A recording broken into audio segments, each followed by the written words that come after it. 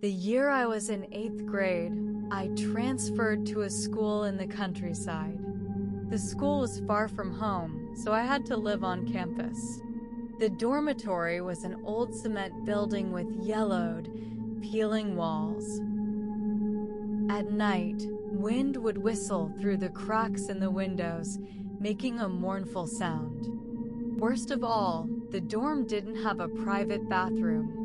Every time we needed to go, we had to cross a corridor, walk past an old bike shed near the playground, and head to a small stand-alone toilet outside. That Thursday, the air was heavy, and it had rained lightly in the evening. Our evening study session ended a bit after 9 p.m., and I went to the bathroom with two girls from my dorm, Ling and Xia. We walked along a narrow, pitch-dark path, our feet sinking into the muddy ground. Dim streetlights flickered around us. When the wind blew, the plastic bags caught in the treetops rustled like someone whispering. As we neared the toilet, we passed by the old bicycle shed. Behind it was a road, and beyond that, a vast rice field. I happened to glance toward the darkness and froze. Along the edge of the field, there seemed to be a group of people standing with their heads bowed, backs bent, slowly and repetitively harvesting rice. They wore tattered clothing, and under the sparse lights, their elongated shadows stretched across the ground. I blurted out, "Wow, they're so hardworking, harvesting rice this late at night." Ling and Xia stopped in their tracks and looked at me in confusion. "What are you talking about?" I pointed toward the field, still a little impressed. "Over there. There are a bunch of people out working." There's no one there," Xia shouted with a trembling voice. Then they both turned and ran. I was frozen for a moment, then quickly followed, heart pounding. When we got back to the dorm, we turned on all the lights and huddled on the beds, too scared to sleep. Ling whispered that her older sister once told her this area used to be a graveyard decades ago, only later was it filled in and turned into farmland. But on rainy nights, those who remained would return to the field to continue their final task in life, harvesting and threshing endlessly. From that night on, I never dared to go to the bathroom alone again.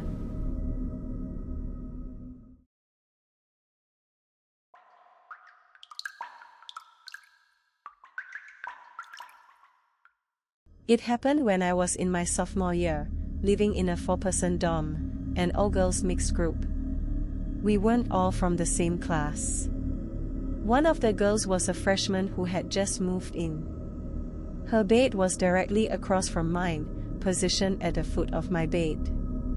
The two of us shared a slanted ladder that connected both our bunks. One night, it was already past 1 a.m., and I just couldn't fall asleep. The air conditioner hummed steadily, and every now and then, I heard stray cat cries from outside. Eventually, I gave up trying to sleep and sat up. My eyes hadn't fully adjusted to the dark yet, but in the haze, I saw a figure sitting on her bed across from me. She had her back to me, long hair cascading down her shoulders, her face hidden. I assumed it was her, so I casually asked, "You're still awake?" There was no reply. No movement either. She just sat there, her head slightly lowered. Maybe she had headphones on and didn't hear me, I thought. I didn't give it too much attention. Since I was wide awake, I got off my bed and started playing on my phone. Time passed quickly, and before I knew it, it was around 3 a.m. I began feeling sleepy, so I decided to put the phone away and climb back into bed. Just as I stepped onto the ladder, my hand brushed against a strand of hair hanging down. Soft. Slightly cool. a little damp. I instinctively thought her hair had fallen down from above, caught by a breeze. Without thinking, I reached up and pushed it back for her. It was a quick, unconscious motion, until I touched it. The instant I let go, I froze. My brain felt like it had been struck by something heavy, echoing with a single, paralyzing thought. She has short hair. I've seen it with my own eyes. She had cut her hair into a chin-length bob right after military training when she started school. There was no way that strand could have belonged to her. And another thing, she always slept facing the wall. Never toward the ladder. I couldn't let myself think any further. Almost fleeing, I scrambled up the bed and yanked the blanket over my head. I forced my eyes shut, my heart pounding so loudly in my ears it felt like it would explode. The next morning, I couldn't hold it in. I asked her, "Hey, did you sleep facing the ladder last night?" She looked genuinely confused. "No. I always sleep facing the wall." "Why?" I didn't dare say more. The dorm was eerily quiet that whole day. When I told the others what had happened, their faces all went pale. To be honest, at that moment, we all felt it. Something had been there with us. And it had sat among us for a very, very long time.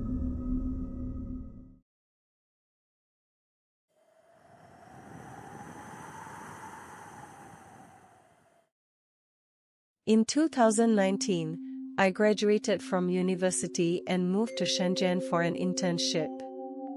The company assigned me to a design department. There were a few other interns who joined at the same time, including Lynn, who was from out of town and about the same age as me. Starting in February, I began having recurring dreams about her being in a car accident. The dreams were never coherent, just scattered fragments. Sometimes I saw the moment she was hit, sometimes her body lying by the roadside, facing me, blood on her face. Once, I even dreamed I received photos of her accident, sent by a colleague. I remembered the angle of the shots and even the captions. At first, the dreams just unsettled me. I didn't tell anyone about them, not even Lynn. The dreams went on for over a month, then suddenly stopped.